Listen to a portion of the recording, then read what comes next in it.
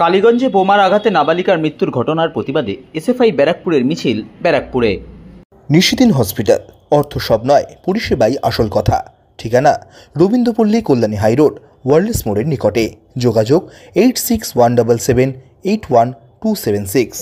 কালীগঞ্জে বিধানসভা উপনির্বাচনের ফল প্রকাশের আগেই বিজয় উল্লাস থেকে বিরোধীদের বাড়ি লক্ষ্য করে বোমা ফেলার ঘটনার সময় নাবালিকার বোমার আঘাতে মৃত্যুর ঘটনার প্রতিবাদে এবং দোষীদের দৃষ্টান্তমূলক শাস্তির দাবিতে এসএফআই ব্যারাকপুরের পক্ষ থেকে ব্যারাকপুরে আয়োজিত হল প্রতিবাদ মিছিল।